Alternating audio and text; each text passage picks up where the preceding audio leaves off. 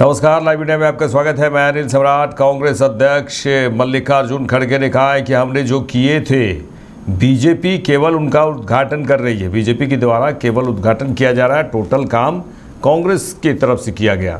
यह उनकी आदत है। उन्होंने कहा यह उनकी आदत है। जातिगत जनगणना इसलिए ज़रूरी है क्योंकि बहुत से लोगों को ओबीसी में जोड़ा गया है। प्रधानमंत्री नरेंद्र मोदी हमेशा लोकतंत्र बोलते हैं। आज़ादी के बाद किसी भी प्रधानमंत्री ने उपसभापति का पद खाली नहीं रखा है, लेकिन इन्होंने अपने दोनों कार्यकाल में उस पद को खाली रखा। उन्हें यह मालूम होना चाहिए कि मल्लिकार्जुन खड़गे ने कहा, नरेंद्र मोदी को सीधे सीधे उन्होंने आरोप लगाया है और उन्होंने कहा है कि यह उन्हें मालूम होना चाहिए कि इस देश में संविधान के तहत सरकार चलती है। पहले ही याद नहीं करते मेरे को, तो दूसरों का तो छोड़िए, देश का काम तो ऐसा कोई बड़ी बात नहीं है। हमने जो किया था उसको हमने आगे बढ़ा के इनॉग्रेट किया है। तो ये उनका आदत है कि जो हम तैयार करते हैं हरी झंडा बताना, तो बताने दो सर। रैल्वे जाति जनगणना कास्ट सेंसस रिपीट शुरू होगा कैसे? नहीं, देखिए चंद चीजें ऐसे हैं उसमें से कि जो क्राइटेरिया पहले हमारे सिद्धरामैया के सरकार ने बनाई है, सोशियो इकोनॉमिक क्राइटेरिया, बहुत से क्राइटेरिया, वो तो रहेगा बेसिक। उसके साथ जो छुटा हुआ कोई अगर एक आधा ये है तो वो ऐड कर देंगे। लेकिन सेंसस इसलिए करना, रीसर्वे इसलिए करना पड़ रहा है, वो 10 साल का है। तो 10 साल में बहुत से लोग एसटी में आ गए हैं, एससी में आ गए हैं, और बहुत से लोग even OBC, sorry SC ST का तो अलग हो गया, ओबीसी में आ गए हैं। बहुत से लोगों को जोड़ा गया है। अब कौन से कम्युनिटी के कहाँ आ गए हैं वो सब देखकर सर्वे करना है, बाकी कुछ नहीं। सर, पीएम मोदी का लेटर लिखा है कि पेरेंट्स से इलेक्शन नहीं किया। देखो, मोदी डेमोक्रेसी बोलते हैं। अरे कोई प्राइम मिनिस्टर आजादी के बाद डिप्टी स्पीकर का पोस्ट खाली नहीं रखा। अपने दोनों पीरियड में, ये तीसरा पीरियड चल रहा है, वो खाली रखा। और कॉन्स्टिट्यूशन में प्रोविजन है कि डिप्टी स्पीकर को किस ढंग से इलेक्ट करना, क्या करना, और वो है। और एक प्रेसिडेंट है कि लार्जेस्ट पार्टी हो या जो रिकॉग्नाइज्ड पार्टी हो, उनके लोगों को लेकर उनको लीडर और डिप्टी लीडर बनाना चाहिए। हमने बनाया था, हमारा जब यूपीए सरकार था, हम अपोजिशन के पार्टी के नेता को ही हमने डिप्टी स्पीकर बनाया। इससे पहले भी बनाए गए ऐसे ही। तो ये मोदी जी का एक्ट जो है, it is illegal, undemocratic and just he don't want to give even small post of deputy speaker. That itself shows that he has no faith in democracy. इसीलिए मैं उनको चिट्ठी लिखा हूँ कि कॉन्स्टिट्यूशन के मुताबिक देना चाहिए, लेकिन अब तक 10 साल में आप नहीं दिए। इसीलिए वो कानून के तहत देना चाहिए और उनको ये मालूम होना चाहिए कि इस देश में संविधान के तहत सरकार चलती है। पहले ही याद नहीं करते मेरे को, तो दूसरों का तो छोड़िए, देश का काम तो ऐसा कोई बड़ी बात नहीं है। हमने जो किया था उसको हमने आगे बढ़ा।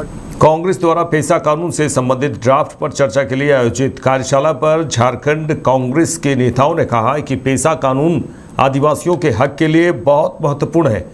और उन्होंने ये भी कहा, कांग्रेस के नेताओं ने यह भी कहा है कि ग्राम सभा के स्तर पर मजबूती प्रदान करने के लिए सारी शक्तियां दी गई हैं। मीटिंग से कार्यशाला इसमें क्या होने वाला है और पेशा इतना महत्वपूर्ण पैसा बहुत ही महत्वपूर्ण है। यह हमारा आदिवासी बहुल प्रदेश है और यहाँ पैसा कानून आदिवासियों के हक अधिकार के लिए आदिवासियों को अपना नीचे स्तर पर जो ग्राम सभा है उसको मजबूती प्रदान करने के लिए, उसको सशक्त प्रदान करने के लिए, जहाँ पर सारी शक्तियाँ दी गई हैं, चाहे वन उपज की बात हो, चाहे खनिज की बात हो, चाहे जिस प्रकार की भूमि की बात हो, या एक दूसरे के आपसी झगड़े को सुलझाने की बात हो, हर दृष्टिकोण से पैसा कानून बहुत ही महत्वपूर्ण है। इस बार डिस्कशन होगा। हाँ, आज पैसा कानून नहीं, पैसा ड्राफ्ट पर, नियमावली जो है उसका जो ड्राफ्ट बना हुआ है उस पर डिस्कशन होगा। झारखंड हाईकोर्ट ने राहुल गांधी जी को डायरेक्ट किया है कि वो चाईबासा कोर्ट में हाजिर हों। उन्होंने एक अलेज्ड रिमार्क पास किया था अमित शाह जी के खिलाफ। न्याय का हम लोग सम्मान करते हैं, न्यायालय अपना काम कर रहा है। अब जो भी होगा आगे देखा जाएगा। मोदी सरकार के 11 साल कैसे देखते हैं? पूरी तरह विफल रहा 11 साल। लोगों को रोजगार युवकों को देने का काम नहीं किया। यहाँ पर कोई झारखंड में कोई एक नया कारखाना नहीं खोला। उन्होंने कहा था 15 लाख रुपया हम खाते में देंगे, वह भी नहीं हुआ। 2 करोड़ लोगों को रोजगार देंगे, वह भी नहीं हुआ। इस तरह से वह सिर्फ और सिर्फ 2 व्यक्ति के लिए काम किया, अडानी और अंबानी के लिए। इसलिए पूरी तरह 11 साल का हुआ शासनकाल फेलुअर रहा। See, PESA is very important. It is for our state to ensure the protection of forest and our communities. It is very important that PESA should be implemented as soon as possible. Government tried to work on it in the last tenure, but we have come up with a second draft now, and we are putting it in public domain, and we are trying to get feedback, and we want to implement PESA in such a way that it will be Jharkhand will be an example when people think or talk about PESA. So we are putting all our efforts to go to people, go to the communities, and ensure that whatever rules we come up with ensures the protection of tribal rights, forest, in our properties. Nationwide, wide press conferences are being held by BJP leaders, some union ministers, and some prominent leaders on the completion of 11 years of Prime Minister. How do you see this 11 years? See, you people are the best people to assess that how this government has performed in the last 11 years. They have failed at all fronts, be it economic level, be it social level, be it political level, or international diplomacy. We are in no good relationship with any of our neighbors. So America is putting pressure on us and deciding things which should have been done by our Prime Minister. So they have failed on all fronts. It must be difficult for their leaders also to come up and talk to people and talk about their achievements. They hardly have any. Thank you. Uttar Pradesh के मुख्यमंत्री योगी आदित्यनाथ ने एक जनसभा को संबोधित करते हुए कहा कि जब विदेशी आक्रांताओं द्वारा भारत के धर्म और संस्कृति को रौंदा जा रहा था, उस कालखंड में सदगुरु रविदास महाराज का आविर्भाव हुआ। वो आए। सदगुरु रविदास महाराज ने सामाजिक आडंबर और कुरीतियों के प्रति समाज को जागरूक किया। उन्होंने कहा था कि मन चंगा तो कटौती में गंगा। उनका यह कथन जीवन में आंतरिक पवित्रता का प्रतीक है। उन्होंने सामाजिक बुराइयों से दूर रहने के लिए समाज को एक नई प्रेरणा दी। मेरा सौभाग्य है कि ज्येष्ठ पूर्णिमा के इस पावन पर्व पर सदगुरु रविदास जी महाराज की स्मृति में स्थापित इस आश्रम और इस पावन गद्दी पर संत स्वामी ज्ञान भिक्षुक दास जी महाराज की 65वीं पुण्यतिथि और अखिल भारतीय संत शिरोमणि सदगुरु रविदास मिशन के संस्थापक अध्यक्ष सदगुरु समनदास जी महाराज की पुण्य स्मृति में एक सुख तीर्थ पर इस पावन सत्संग और बड़े भंडारे का आयोजन यहां पर आयोजित किया गया है। मैं सबसे पहले इस ज्येष्ठ पूर्णिमा के अवसर पर पूरे प्रदेशवासियों को हृदय से बधाई देता हूं। पूज्य संतों का हृदय से अभिनंदन करता हूं और आप सभी उपस्थित श्रद्धालु जनों का भी मैं इस अवसर पर प्रदेश सरकार की ओर से हृदय से अभिनंदन करता हूं। बहनों और भाइयों, जब हम पूज्य संतों की परंपरा की बात करते हैं तो मध्यकाल में जब देश गुलामी की बेड़ियों से जकड़ा हुआ था, विदेशी आक्रांताओं के द्वारा भारत की धर्म और संस्कृति को रौंदा जा रहा था, उस कालखंड में ज्योति की एक पुंज के रूप में सद्गुरु रविदास जी महाराज का आविर्भाव होता है। काशी में जो भारत की सनातन धर्म की प्राचीन नगरी है, उस काशी में शीर गोवर्धन में सद्गुरु रविदास जी महाराज का आविर्भाव होना और उन्होंने अपने कर्म साधना के माध्यम से जो एक प्रेरणा वहां से दी, वह आज भी पूरे देश के लिए, हर श्रद्धालु जन के लिए एक मार्गदर्शक के रूप में काम करती है। जब हम सद्गुरु रविदास जी महाराज के बारे में चर्चा करते हैं, बहनों और भाइयों, सद्गुरु रविदास जी महाराज ने सामाजिक आडंबर और कुरीतियों के प्रति समाज को जागरूक भी किया, कर्म पर विश्वास करने की प्रेरणा दी, एक आध्यात्मिक चेतना का जागरण किया और उन्होंने कहा था, मन चंगा तो कठौती में गंगा। बहनों और भाइयों, ये सद्गुरु रविदास जी महाराज का कथन ये जीवन में आंतरिक पवित्रता और निर्मलता का प्रतीक होता है, एक नई प्रेरणा है और इसीलिए उन्होंने सामाजिक बुराइयों से दूर रहने के लिए समाज को एक नई प्रेरणा दी। संत रविदास जी महाराज के गुरु रामानंद जी महाराज ने कहा था, जाति पाति पूछे नहीं कोई, हरि को भजे सो हरि का होई। और यही परंपरा आगे बढ़ती है। तो संत रविदास जी ने उस समय इस बात को कहा था कि ऐसा चाहूं राज में जहां मिले सबन को अन्न, छोट बड़ो सम बसे, रविदास रहे प्रसन्न। बहनों और भाइयों, कितनी दिव्य वाणी है, कितनी दिव्य वाणी है। कांग्रेस नेता जयराम रमेश ने कहा कि हम प्रधानमंत्री नरेंद्र मोदी से लगातार 4 सवाल पूछ रहे हैं, जिसका जवाब अभी तक हमें नहीं मिला है। प्रधानमंत्री नरेंद्र मोदी सर्वदलीय बैठक की अध्यक्षता कब करेंगे, ये कब विपक्ष के नेताओं से बात करेंगे। इंडी गठबंधन ने मांग की थी कि एक विशेष सत्र बुलाया जाए, तो क्या बीजेपी 2 दिनों की चर्चा कराएंगे, बीजेपी की ओर से कराई जाएगी। क्या बीजेपी ऑपरेशन सिंदूर को लेकर विश्लेषण के लिए एक समिति का गठन किया जाएगा बीजेपी की ओर से। पहलगांव के आतंकी कब न्याय के कटघरे में लाए जाएंगे, ये कई सवाल किए गए हैं और उन्होंने कहा कि इसका जवाब कब प्रधानमंत्री नरेंद्र मोदी देंगे। और इस मुलाकात के बाद वो 4 सवाल और भी महत्व रखते हैं।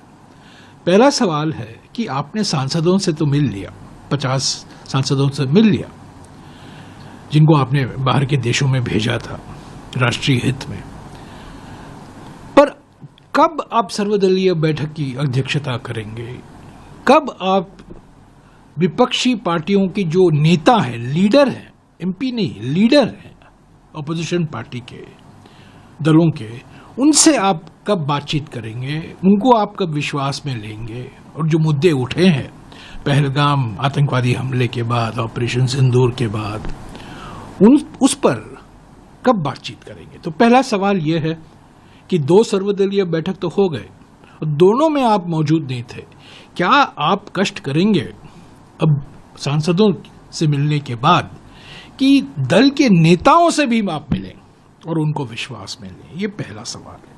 दूसरा सवाल, सारी इंडिया पार्टी ने मांग की थी कि एक पार्लियामेंट का विशेष सत्र बुलाया जाए ताकि इस गंभीर चुनौतियां जो हैं उस पर चर्चा हो, विदेश नीति को लेकर, कूटनीति को लेकर, सुरक्षा मामलों को लेकर। सिंदूर पर नहीं, क्योंकि वो एक मिलिट्री मामला है, उस पर ज़्यादा चर्चा नहीं हो सकता।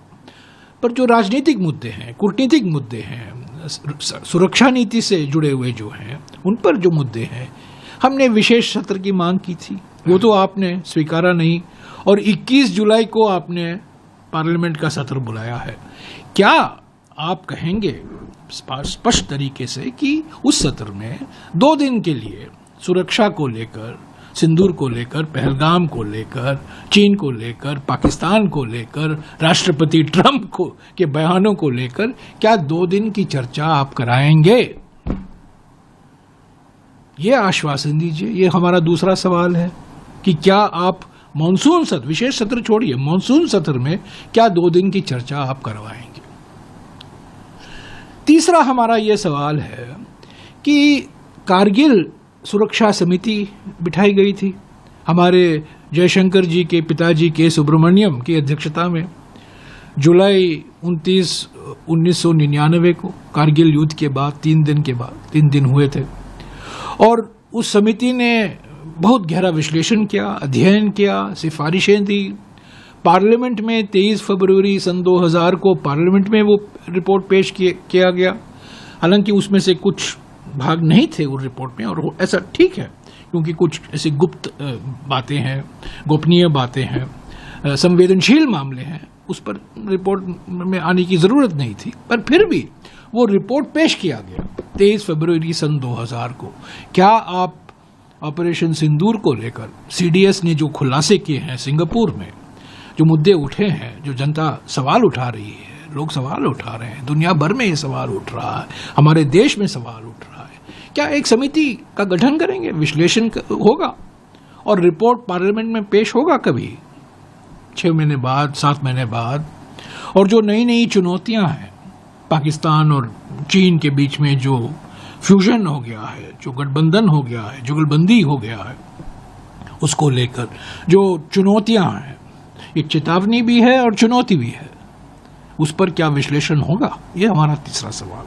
और चौथा सवाल ये है कि पहलगाम के आतंकवादी थे, जो पहलगाम पर क्रूर हमला किया था, वो आज तक न्याय के कटघरे में नहीं आए। कब होगा वो? क्योंकि वो पूंछ के लिए जिम्मेदार थे 23 दिसंबर 2023 में, गुलमर्ग में जिम्मेदार थे अक्टूबर 2024 में, गगनगीर में जिम्मेदार थे आतंकवादी हमले के लिए अक्टूबर 2014 में, और अभी अप्रैल 2025 में पहलगाम में वो जिम्मेदार थे। कब वो न्याय के कटघरे में लाए जाएंगे? यस। आगे बढ़ेंगे। मध्य प्रदेश के इंदौर में राजा रघुवंशी की मां उमा रघुवंशी ने कहा कि मुझे अपने बेटे के लिए न्याय चाहिए, दोषियों को सजा मिलनी चाहिए। मेरे बेटे ने क्या किया, उसकी क्या गलती थी, उसे क्यों मारा गया? राजा की मां उमा रघुवंशी ने कहा कि अगर सोनम ने मर्डर करवाया है, तो हालांकि सोनम ने ये स्वीकार भी की है कि उसी ने मर्डर करवाया है, तो उसे सज़ा मिलनी चाहिए। राजा की मां ने कहा कि सोनम का व्यवहार बहुत अच्छा था, कभी लगा ही नहीं कि सोनम ऐसा कुछ कर सकती है। अभी भी यकीन नहीं हो रहा है कि ये क्या हो गया, क्या हुआ। मैंने उसे बेटी जैसा माना, सोनम को बेटी जैसा माना। वो जब भी मेरे यहाँ आती थी वो मेरे से गले मिलती थी, लेकिन अगर उसने मेरे बेटी की हत्या की है तो उसे फांसी की सज़ा मिलनी चाहिए। इंसाफ चाहिए और जो भी उसके गुनहगार हैं उनको सजा चाहिए, बस इससे ज्यादा मैं कुछ नहीं बोल सकते। क्यों मारा गया? आप आज ये सवाल आ रहा होगा कि आखिर आपके बेटे को क्यों टारगेट किया गया? मेरे बेटे का क्या कसूर था, मेरे बेटे को क्यों मारा गया, बस मेरे को इतना ही बोलना, इससे ज्यादा कुछ नहीं बोलना। जो उसके गुनहगार हैं उनको सजा मिलना चाहिए, बस इंसाफ चाहिए और जो भी उसके गुनहगार हैं उनको सजा चाहिए, बस इससे ज्यादा मैं कुछ नहीं बोल सकते। क्यों मारा गया? आप आज ये सवाल आ रहा होगा कि आखिर आपके बेटे को क्यों टारगेट किया गया? मेरे बेटे का क्या कसूर था, मेरे बेटे को क्यों मारा गया, बस मेरे को इतना ही बोलना, इससे ज्यादा कुछ नहीं बोलना। जो उसके गुनहगार हैं उनको सजा मिलना चाहिए बस, इंसाफ चाहिए। और जो भी उसके गुनहगार हैं उनको सजा चाहिए बस, इससे ज्यादा मैं कुछ नहीं बोल सकती। क्यों मारा गया? आप आज ये सवाल आ रहा होगा कि आखिर आपके बेटे को क्यों टारगेट किया गया? मेरे बेटे का क्या कसूर था? मेरे बेटे को क्यों मारा गया? बस मेरे को इतना ही बोलना, इससे ज्यादा कुछ नहीं बोलना। जो उसके गुनहगार हैं उनको सजा मिलना चाहिए बस। मेरे साथ इस बुलेटिन में इतना ही। देश दुनिया के तमाम खबरों के लिए देखते रहिए लाइव इंडिया। नमस्कार।